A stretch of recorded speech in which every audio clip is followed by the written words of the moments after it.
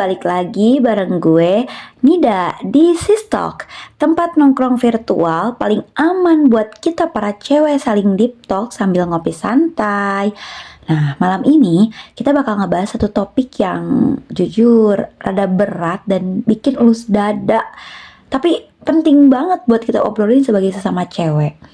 Nah, kita juga udah terhubung ya by call sama salah satu sista hebat kita yang malam ini memakai nama samaran Rela.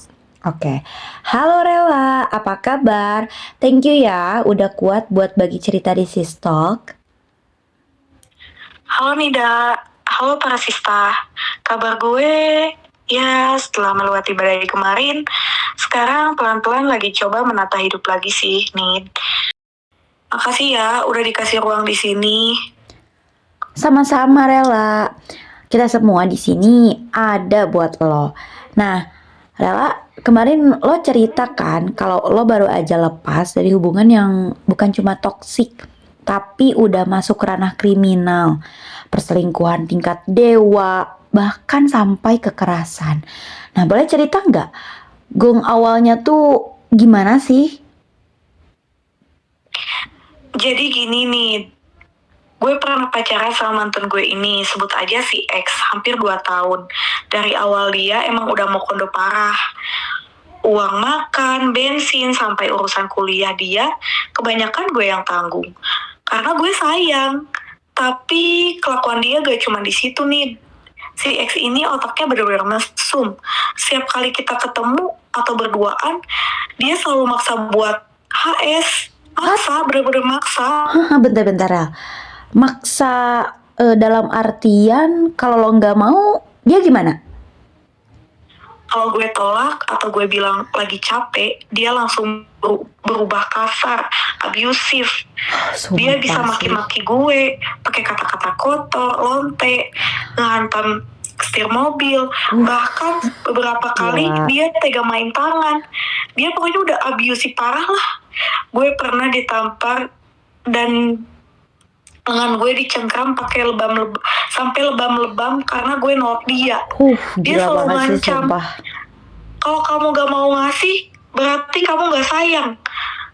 Dan jangan salahin aku kalau aku cari di luar sana. Dan bahkan dia selalu minta apa, bahkan dia selalu bilang, aku viralin kamu, aku kasih tahu ke siapapun. Gue bener-bener ngerasa dilecehin secara fisik dan mental di dalam hubungan ini. Gue gak habis pikir sih, kaget. Itu bukan cuma pacaran, itu udah kekerasan seksual dan juga penganiayaan, Rel. Terus lo gak coba ancam mau laporin ke polisi gitu atau gimana? Pernah nih, pas gue udah gak kuat dan udah lebam-lebam parah, gue ancam mau laporin ke polisi, bahkan gue ancam mau bilang ke orang tua gue. Tapi dia malah ketawa meremehin gue. Dia bilang, laporin aja, bilang aja ke keluarga kamu, aku punya kenalan orang dalam, laporin aja, aku gak peduli. Dia ngerasa sok kebal hukum gitulah.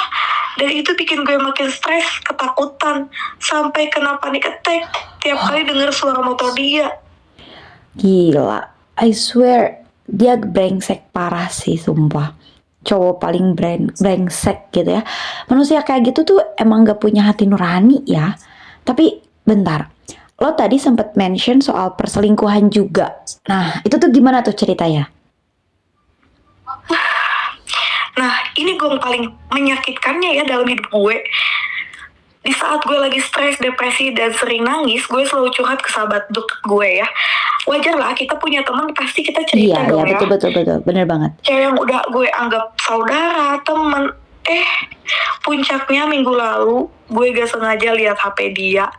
Dan gue lihat ternyata selama si X ini selingkuh, dia tuh ternyata selingkuhnya sama sahabat gue nih. Oh my god. Bahkan mereka HS di belakang gue, pakai uang yang dipinjemin dari gue. Sahabat gue ini tahu semua penderitaan gue nih, tapi dia malah hianatin gue dan tidur sama cowok yang nyiksa gue. Sumpah sih, gue dengarnya emosi banget. Yang dimana nih ya, harusnya sebagai sahabat gitu ya, sebagai bestie. Kayak kalau misalkan kadang ya, kita kalau teman kita lagi denger apa sih, kita lagi ngedenger nih teman kita lagi berantem sama cowoknya, kadang kita tuh harusnya kebawa kesel juga ya. Tapi denger cerita lo, wah sumpah gue dengernya merinding sih, dan gue ikut gemeteran juga. Pengkhianatan paket lengkap banget gitu ya dari dua orang terdekat sekaligus.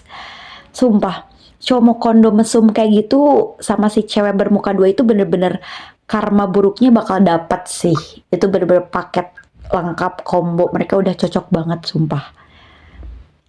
Iya nih, pas hari itu juga, detik itu juga gue langsung blokir semua akses mereka. Sekarang gue lagi fokus pemulihan mental psikolog gue. Sekarang berat banget nih buat hidup gue sekarang. Tanpa sadar, langkah pertama buat sembuh adalah keluar dari lingkungan setan itu. Sumpah Rela respect luar biasa buat keberanian lo ya. Lo tuh cewek yang kuat banget, dan keputusan lo buat potong kompas dan pergi dari mereka itu adalah langkah paling jenius. Virtual hug dari gue dan seluruh sista di luar sana ya. You deserve so much better, Rela. Makasih banyak yang Nida udah dengerin, rasanya lega banget bisa numpang release beban di sini. Sama-sama Rela. Nah, buat semua sista yang lagi dengerin Sistok malam ini, kisah Rela tadi adalah alarm keras buat kita semua ya. Pesan moralnya dalam banget. Jangan pernah mentoleransi kekerasan atas nama cinta. Kalau cowok udah berani main tangan atau maksa melakukan hal yang melanggar batas tubuh lo, itu bukan cinta, itu kriminal.